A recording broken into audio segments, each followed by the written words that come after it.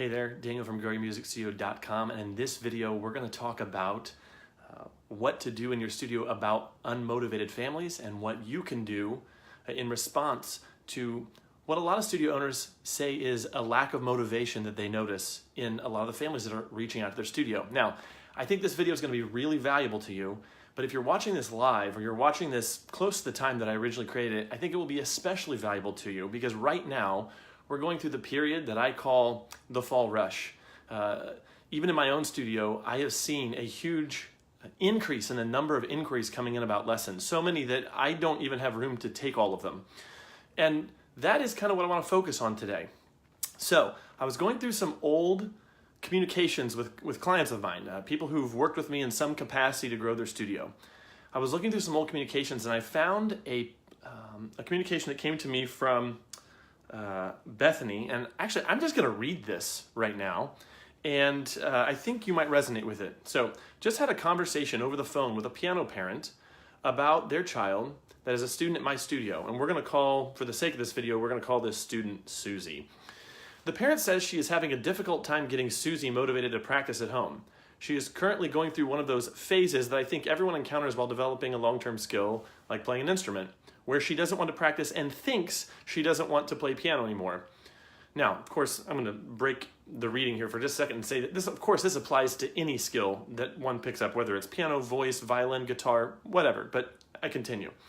I know that children especially will go through seasons where they want to quit, but I'm certain they will be glad down the road if they just stick with it. How do you all discuss this kind of situation with parents and encourage them to keep their child enrolled in lessons? I have some parents that seem to understand this, but others don't seem to see the long-term benefit. What I will tell you is this is just one example of many, many studio owners, the many dozens of studios I've worked with in the last year, have some variation of this. You know, people just seem unmotivated, okay? So this feels familiar, right? Lack of commitment, an overscheduled child, which of course I have to eye roll over.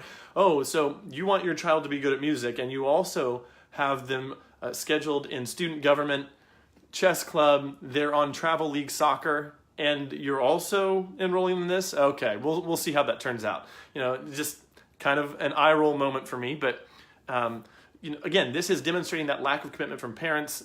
Child is overscheduled. There's a lack of parental support at home. Is this all beginning to feel familiar? And then sometimes I'll even encounter what I call, or what I sense to be a sense of entitlement from the parents, as if, oh, we've paid you money, now you better get a result for us.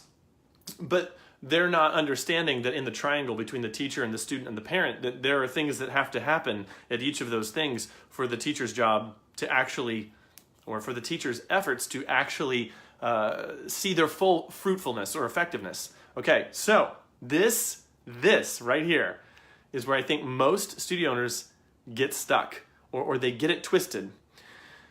Because the opposite of these things, the lack of commitment, the overscheduled child, the lack of support, the opposite of that, or the solution to that, isn't more commitment from parents, or a child that only plays piano, or guitar, or has voice lessons.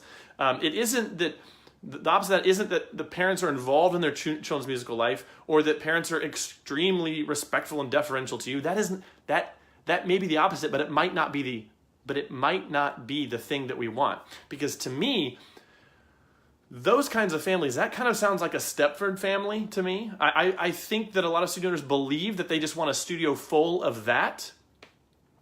And on the surface, it might sound great, but the reason why I think, or will say that it feels like a Stepford family to me, is that we can't roll the clock back on global culture now. We can't roll the clock back 50 years. 50 years ago, an entire generation of kids were collecting baseball cards or Cabbage Patch dolls, and the rate of change in what was popular in culture was much, much slower than it is now. Right now, if I were to, on this video, say, you know, kids like Pokemon Go, you'd probably roll your eyes because that was 2 summers ago. And there's been 18 things that kids have been into since then. That rate of change in culture is a lot faster than it used to be. It was much slower 50 years ago. And the point that I'm getting at, and really where all of this is leading to, is just simply this point. that we're not going back to a time before smartphones. We're not going back to a time where the options for media and for entertainment were much less diverse than they are today. So what can a studio owner do? What can you do in the face of lack of parental involvement, that sense of entitlement that I was talking about, the distracted nature of children, and this is it. This is it. And this is what I've put all the focus on in my studio. There is one thing that you can do to get some measure of control. And if you had to focus on only one thing, I would say it should be this: that all of your focus and all of your efforts should not be on trying to increase that motivation on the part of the parent or on the part of the student, but rather it should all come back to you. All your focus should be back on yourself, and in particular, one skill that you need, and that is lead generation for your studio. If you master lead generation, you get control, and those things, while not solved, cease to become a problem. Because what you're doing at that point is focusing on something you can control and increasing the options that you have. So I'm going to go back to what I said just a minute ago, or a couple minutes ago, that right now, fall rush is going on. I already had a lot of people re-enrolling from the spring, and I had a certain number of slots to fill. And over even a 2 or 3 week period where I boosted my advertising budgets, I got more requests and more people coming in to try out for those remaining spots than I had room for in my studio. That's it. I don't have to focus on anything more than that. And what that means is that when I'm thinking, or at one point in time when I was thinking about how to solve the problems in my studio, all my efforts focused on the skills that I needed to be able to pull that feat off, to be able to pull that off. So, 10 years ago, and I'll kind of end this way. 10 years ago, I would sit by the phone and wait for, or 10 to 15 years ago, I would sit by the phone and wait for people to contact me. And when I realized that that wasn't a winning strategy for the long term, I put tons of time into focus, tons of time and focus and energy, not on trying to get people to stay longer, not on trying to motivate the unmotivatable, not chasing people down. Rather, I put it on what ad networks work the best for a piano studio. And I spent a lot of time and money and energy and effort figuring that out. How do I communicate what I have to offer in a way that feels valuable to parents? I put a ton of time and energy and effort and money into that. I put a ton of time and energy and effort into talking to people and being coached by entrepreneurs who were much, much farther down the road from me.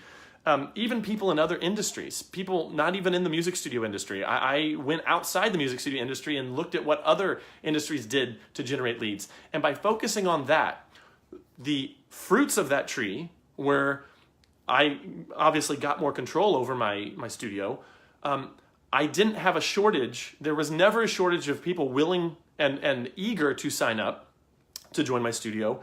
On top of that, it allowed there to be upward pressure in my prices. It allowed me to have upward pressure in my policies.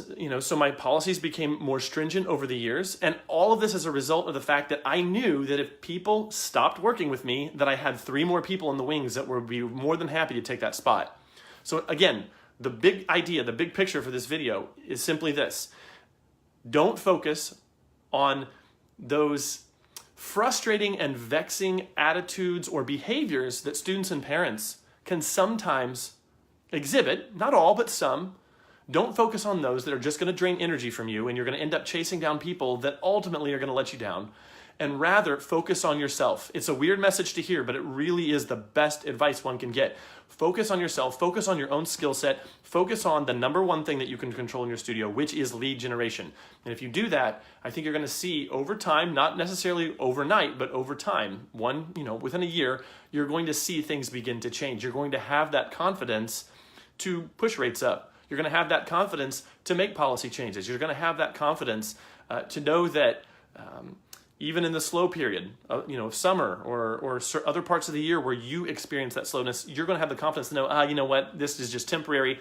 All I got to do is boost my budgets. All I got to do is get a little more exposure right now, and I'm going to have a lot of people knocking on my door to work with me and to have their children experience music and education in my studio. So as I wrap up this video, I will say that if you put your focus there, I think you're going to see a lot of good results. I think you're going to experience confidence as a result of that. Anyway, thanks so much for watching. If you have a question, leave that below. Definitely would love if you hit that like button or shared this with a friend, either by email or just on Facebook. Anyway, see you in the next video. Have a great weekend. Bye.